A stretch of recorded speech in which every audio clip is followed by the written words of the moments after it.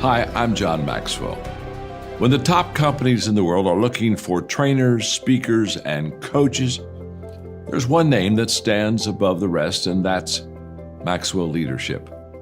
Our certified team members have gotten proven results for companies all over the globe, and our reputation, I'm proud to say, is second to none. Some of our members have risen to the top of their profession, including the one you're going to meet today. I proudly introduce you to my friend Bob Fabian Zinka.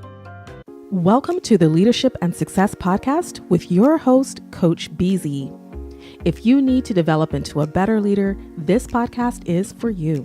If you want to achieve a greater level of success, this podcast is for you. His mentor, Dr. John C. Maxwell, said it best: everything rises and falls on leadership. We hope to inspire you today and provide you with an insight that has the potential to positively impact the trajectory of your life. Welcome to the Leadership and Success Podcast.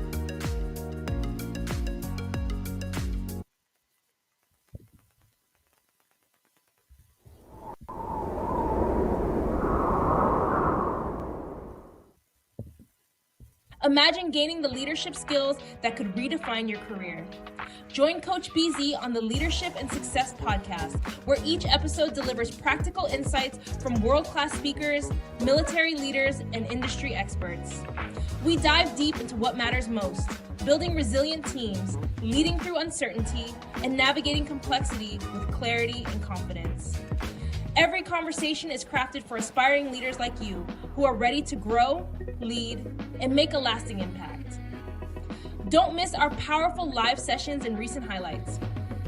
Michelle Hayward on building diverse, high-performing technical teams. Ann Leslie on leading through global complexity and cybersecurity risk.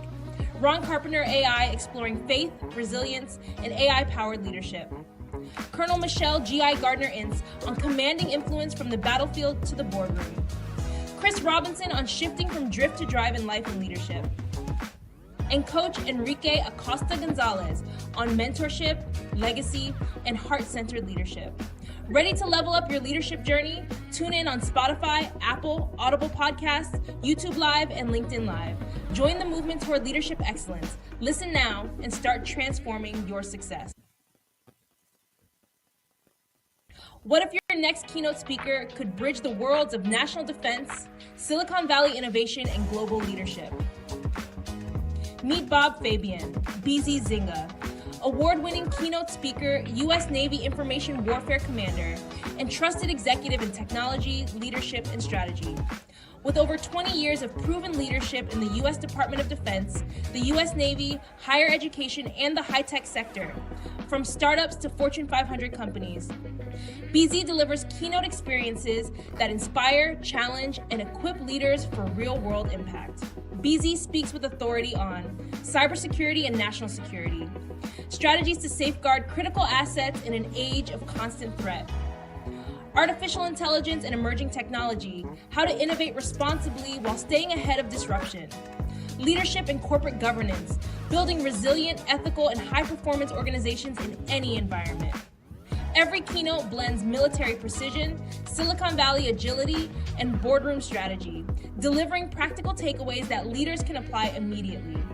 Audiences leave inspired, informed, and ready to lead with clarity and courage.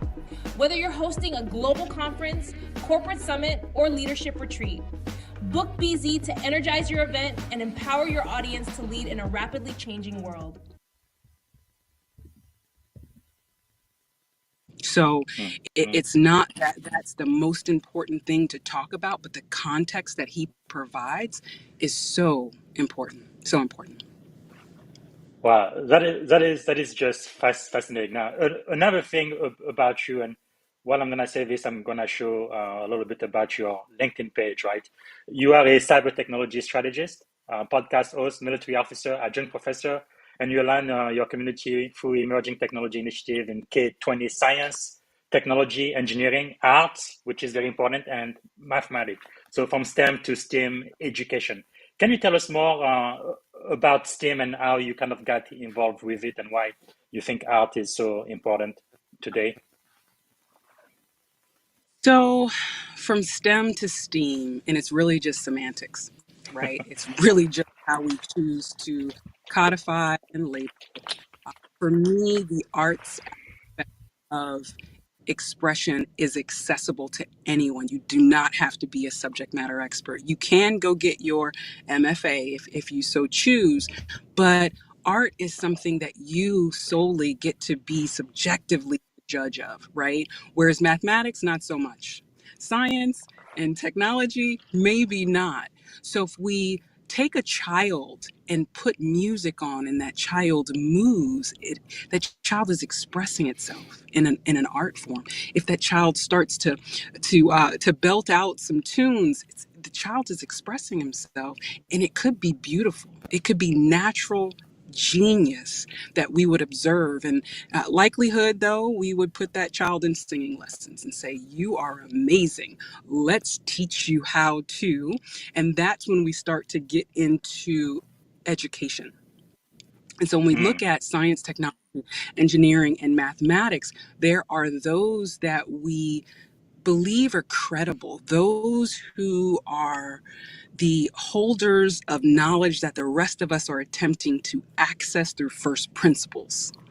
And again, not that art is not structured, a knowledge base that you can pursue an educational pathway and career in, but there is a natural genius in every one of us that even though. All right, everyone, this is Coach Busy. That was a teaser from the podcast we recorded. Actually, it looks like a couple of years ago. Captain Neferteri Strickland, she was on the Leadership and Success podcast for season 3, episode 2. Actually, that was last year. So this time we are going to give you the 10-minute AI recap summary for busy people. But I encourage everyone to go back to the link in the summary and listen to the full 1 hour podcast. So with Nefertari, we have talked about why servant leadership is the foundation of influence, how to balance precision with agility in uncertain times, and what it means to carry a mission beyond the mission, the importance of lifelong learning in tech, military leadership, and why being kind may be the greatest leadership skill of all. And I'm also going to share my screen here. I wrote an article that kind of gave the summary of everything we talked about. So just like me, Captain Strickland, stories from the battlefield to the boardroom, leadership lesson from Neferteri Strickland. And I have things that we talked about in details in the article, and I also have links to the podcast from your favorite uh, podcast platform. So I am encouraging you basically to read the article and also to listen to the full podcast. So for for now, I'm going to have my AI agent give you like a 10-minute summary, and after that, you are going to listen to 2 more teas from the podcast. And in the meanwhile, if you have a question for me or Captain Strickland, please type it in the comment, and I'm going to make sure I get to your question before the end of the broadcast. And also, if you feel like this podcast might be beneficial to someone in your inner circle, please tag someone, a colleague, a junior officer, a teammate who should hear this message. And as you are listening to the 10-minute summary, please jot down one leadership insight that you are going to be able to apply this week, and also 1 to 3 takeaway from this episode. And if you can type it in the comment as well, so we can all learn together. And as always, I also like to know where you are joining from. Since this is a global podcast now, it's just interesting to see where everybody is coming from. And you can do that even during the replay as well. After this podcast is over, you're going to be able to replay it on LinkedIn, and it's going to be immediately available on YouTube. And then within a couple hours, you should see it on all of your major podcast platform. Okay, this is Coach Busy. I'm going to be out of the way now. I'm going to have my AI agent, Joe and Beth, take you through the summary. Welcome to our conversation on leadership journeys that bridge wartime valor and boardroom strategy. Today, we dive into how one leader transforms service into innovation. Absolutely, that's such a rich topic. So, starting off, how do you see service driven leadership shaping these strategies?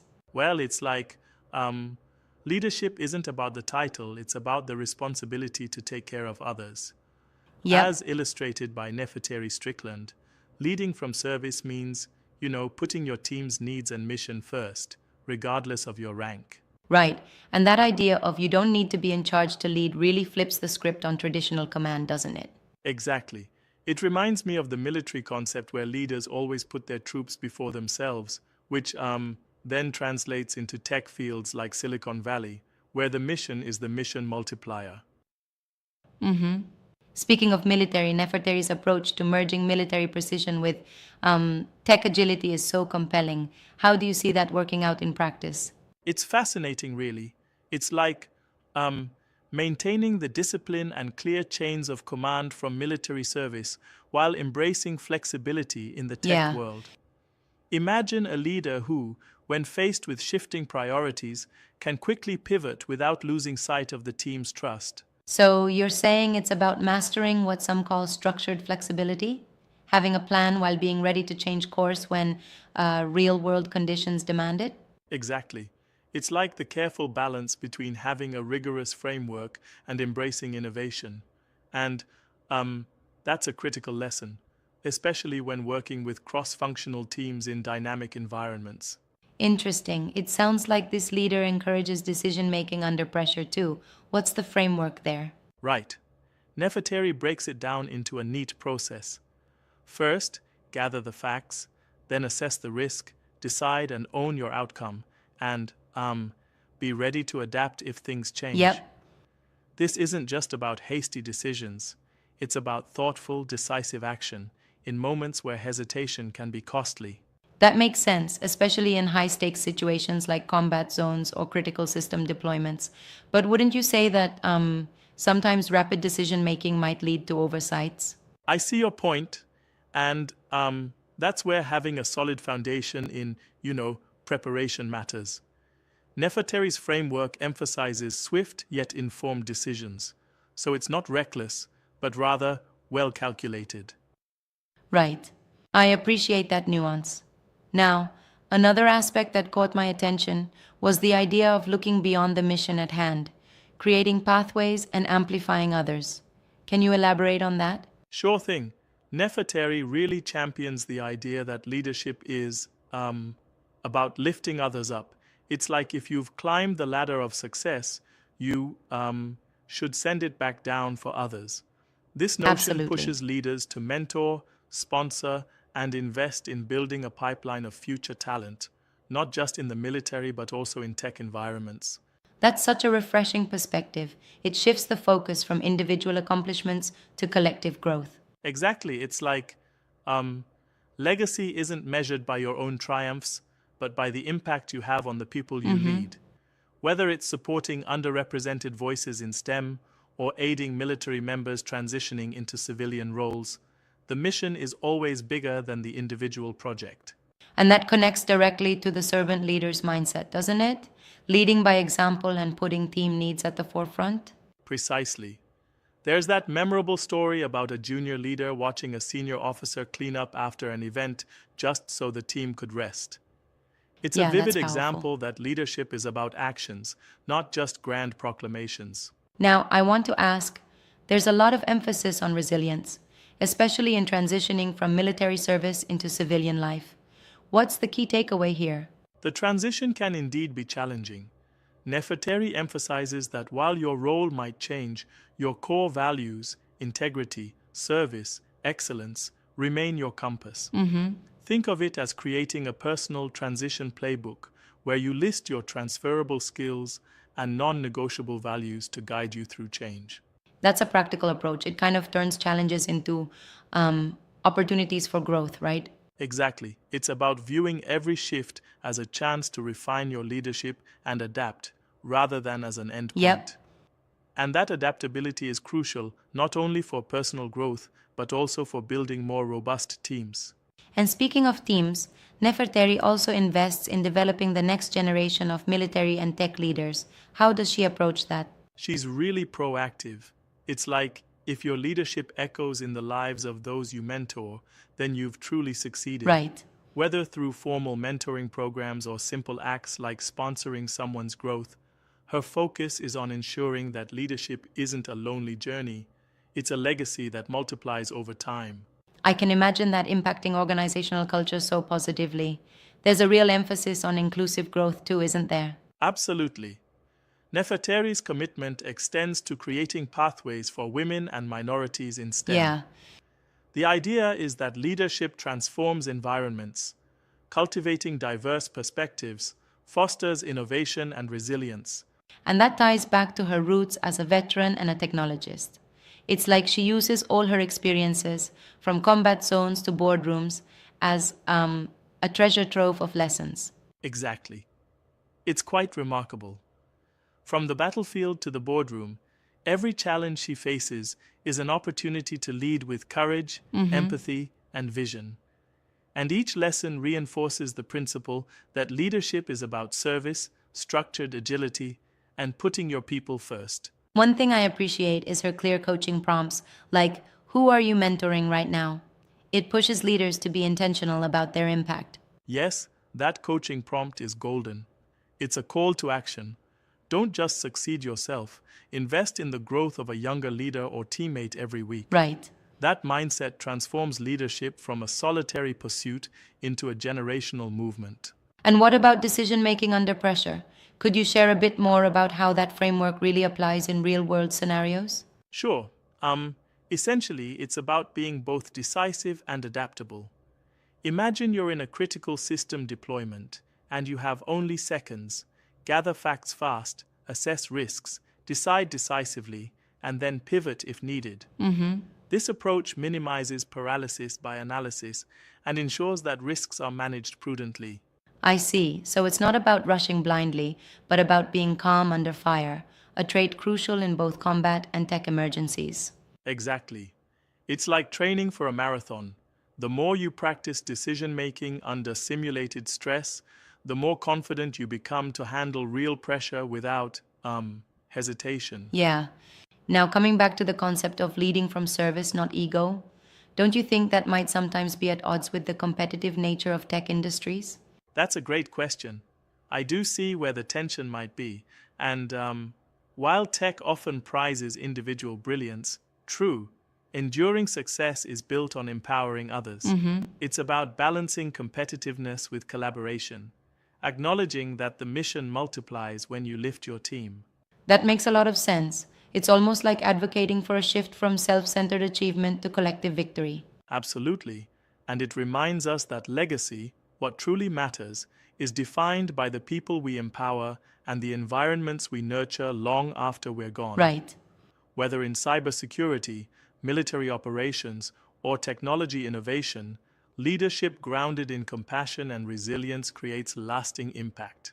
Wow, these insights really span a broad spectrum, from military discipline to boardroom strategy, all converging on the human element of leadership. Indeed, it really is a holistic approach that shows leadership as both a warrior's resolve and a gardener's nurturing touch. It's a powerful reminder for all aspiring leaders to continually invest in the growth of others while staying true to their values. That was an enlightening discussion. Every leader, whether in uniform or behind a keyboard, can take these principles and truly transform their teams. Absolutely. And as we part, let's remember, great leadership isn't about standing alone. It's about cultivating a vibrant legacy through service, adaptability, and empathetic action. Cheers to that. Some of the people who have influenced you are not just the ones that are living now, but some that may be dead. So thinking about even people from history or people who are alive today, if you could choose three people, right, three, to have dinner with, who would you choose and why? Wow. Mary Bethune, who Bethune-Cookman is named for. She was an honorary general in the Women's Auxiliary Corps for the military, for the Army, and did some amazing work that many people don't know about. I would love to be able to sit and talk to her because, very similar to my lived experience, she had her hand in so many things with so many organizations, an advisor to, I believe, the Truman administration. And so just to be able to sit and learn from that strategist, I would consider it a gift. I would love to be able to sit with my grandmother, Daphne King. She was a woman who came to the U.S. at my father's encouragement when he joined the U.S. military, but she was a woman who was born and raised in the country of Panama. And I did not know as a child the gift that she was. And so now, as a woman with my own children, I would love to talk to her specifically about my father, like all the things she could tell me about my dad.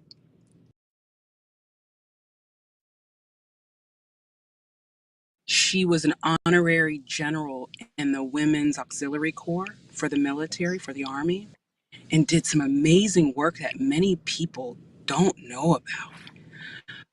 I would love to be able to sit and talk to her because, very similar to my lived experience, she had her hand in so many things with so many organizations, an advisor to, I believe, the Truman administration. And so just to be able to sit and learn from that strategist, I would consider it a gift. I would love to be able to sit with my grandmother, Daphne King.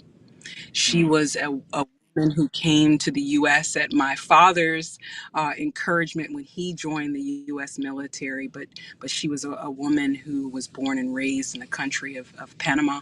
And I did not know as a child the gift that she was.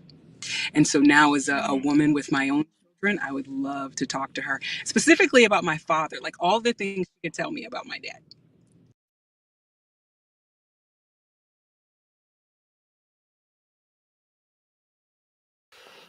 All right, this is going to be the end of our broadcast. Let me see if there are any questions here.